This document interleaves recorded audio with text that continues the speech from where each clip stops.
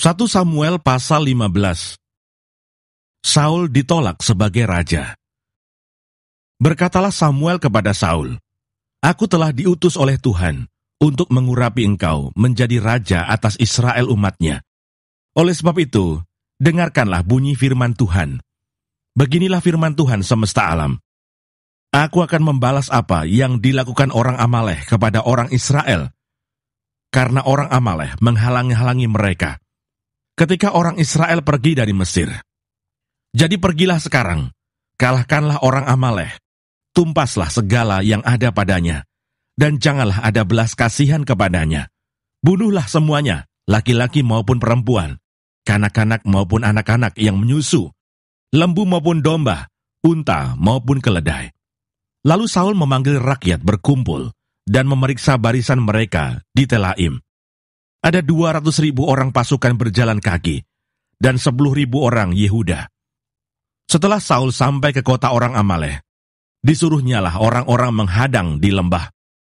Berkatalah Saul kepada orang Keni, "Berangkatlah, menjauhlah, pergilah dari tengah-tengah orang Amalek, supaya jangan kulenyapkan kamu bersama-sama dengan mereka. Bukankah kamu telah menunjukkan persahabatanmu kepada semua orang Israel ketika mereka pergi dari Mesir?" Sesudah itu menjauhlah orang Keni dari tengah-tengah orang Amalek. Lalu Saul memukul kalah orang Amalek, mulai dari Hawila sampai ke Sur, yang di sebelah timur Mesir. Agag, raja orang Amalek, ditangkapnya hidup-hidup, tetapi segenap rakyatnya ditumpasnya dengan mata pedang.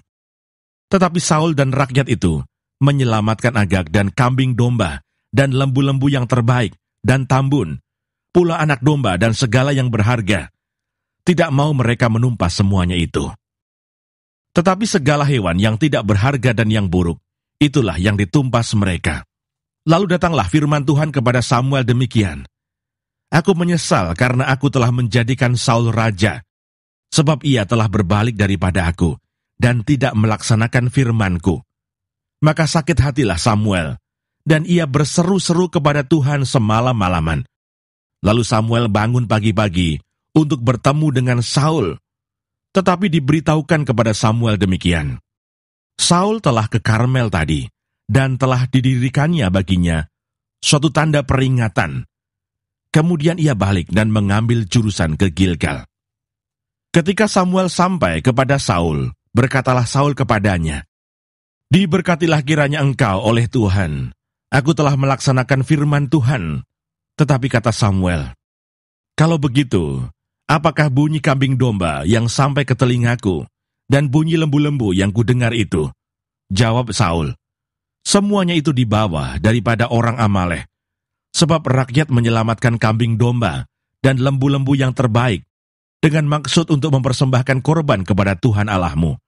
Tetapi selebihnya telah kami tumpas."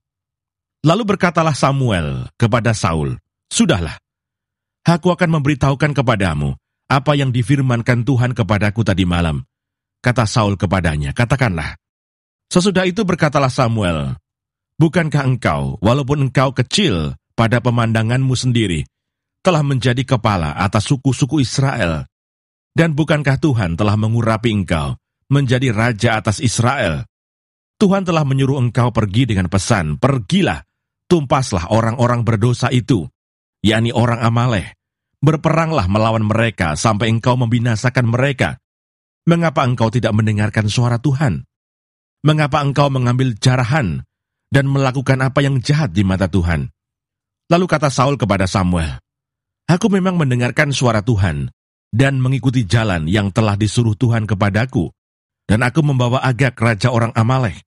Tetapi orang Amalek itu sendiri telah kutumpas.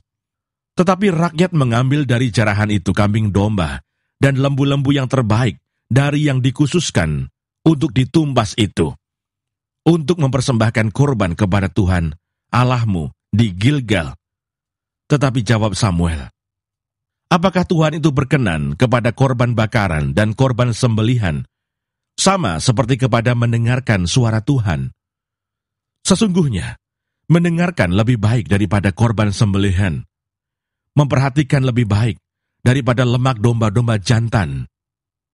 Sebab pendurhakaan adalah sama seperti dosa bertenung, dan kedegilan adalah sama seperti menyembah berhala dan terafim.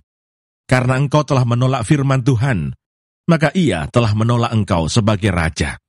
Berkatalah Saul kepada Samuel, aku telah berdosa, sebab telah kulangkai titah Tuhan dan perkataanmu. Tetapi aku takut kepada rakyat. Karena itu, aku mengabulkan permintaan mereka. Maka sekarang ampunilah kiranya dosaku. Kembalilah bersama-sama dengan aku. Maka aku akan sujud menyembah kepada Tuhan. Tetapi jawab Samuel kepada Saul, aku tidak akan kembali bersama-sama dengan engkau, sebab engkau telah menolak firman Tuhan. Sebab itu Tuhan telah menolak engkau sebagai raja atas Israel. Ketika Samuel berpaling hendak pergi, maka Saul memegang punca jubah Samuel, tetapi terkoyak. Kemudian berkatalah Samuel kepadanya, Tuhan telah mengoyakkan daripadamu jabatan raja atas Israel pada hari ini, dan telah memberikannya kepada orang lain yang lebih baik daripadamu. Lagi sang mulia dari Israel tidak berdusta, dan ia tidak tahu menyesal, sebab ia bukan manusia yang harus menyesal. Tetapi kata Saul, aku telah berdosa, tetapi tunjukkanlah juga hormatmu kepadaku sekarang, di depan para tua-tua bangsaku, dan di depan orang Israel. Kembalilah bersama-sama dengan aku, maka aku akan sujud menyembah kepada Tuhan Allahmu. Sesudah itu kembalilah Samuel mengikuti Saul, dan Saul sujud menyembah kepada Tuhan. Lalu berkatalah Samuel, bawa kemari Agag, raja Amalek itu. Dengan gembira Agag pergi kepadanya, sebab pikirnya, sesungguhnya kepahitan maut telah lewat. Tetapi kata Samuel, seperti pedangmu membuat perempuan-perempuan kehilangan anak, demikianlah ibumu akan kehilangan anak di antara perempuan-perempuan. Sesudah itu Samuel mencincang Agag di hadapan Tuhan di Gilgal. Kemudian Samuel pergi ke Ramah, tetapi Saul pergi ke rumahnya di Gibea Saul. Sampai hari matinya Samuel tidak melihat Saul lagi. Tetapi Samuel berduka cita karena Saul, dan Tuhan menyesal karena ia menjadikan Saul raja atas Israel.